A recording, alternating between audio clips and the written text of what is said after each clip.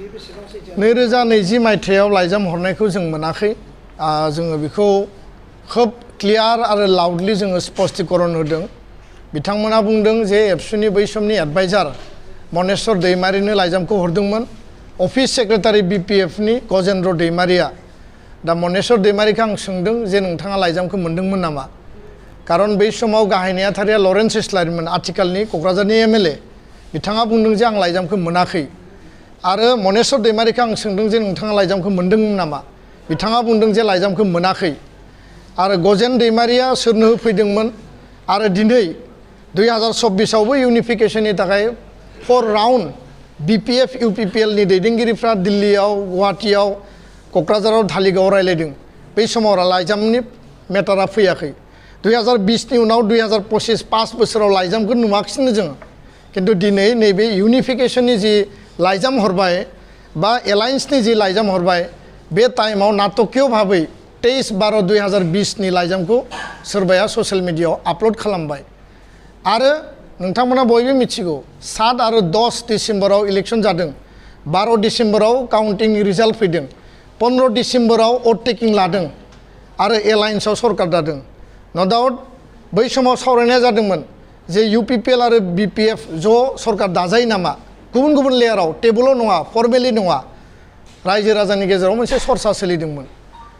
दा 15 डिसेम्बराव vote taking लानायनि उनाव हाइकर्टआव बीपीएफ दोलोआ पिटिशन होदों पिटिशननि आधाराव हाइकर्टआ महामान्य हाइकर्टआ मोनसे टाइम होदोंमोन 26 डिसेम्बराव फ्लोर टेस्ट जानांगौ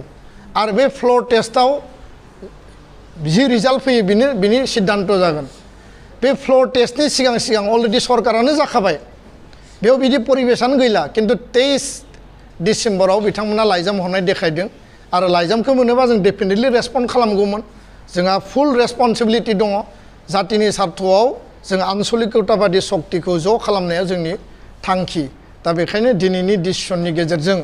दुलाराय बर' माहारि बिटिआर बासिनि रायजो राजानो जों फोरमायबाय जोंनि जि एलायन्स आरो बुजाबुजिनि जि इनिशिएटिभ बे आपातत दिनैनिफ्राय बन्द जाथ'बाय बे गैथ'लिया खारन मोनसे दोलोआ फैबाय मोनसे दोलोआ फैयाखिसै मोनसे दोलोआ रेसपन्स होबाय मोनसे दोलोआ रेसपन्स होआखिसै लेटार हरनानैनो बिथांमोननि दायित्वखौ फोजोबबाय आरो बेखायनो फार्दार जिहेतु दा बयबो फिल्डआव ओंखारबाय दान्थे बिदान्थेया आरम्भ जाबाय जोङो बेखौ जोङो कन्टिनिउ खालामनो सानाखिसै फैबाय थानाय रिजाल्टनि उनाव मा जायो जों बिनि सायाव निर्भर खालामसिगोन किन्तु मोनसेद' आफादा हारिनि स्वार्थ हारिनि अस्तित्व हारिनि इस्यु एजेन्डाखौ लानानै जों ज'यै खामानि मावलांगोन आरो बिटिआर इलेक्शनाव कुनु कनफ्लिक्ट भायलेन्स बुलाय सुलाय जाया फ्री एन्ड फेयार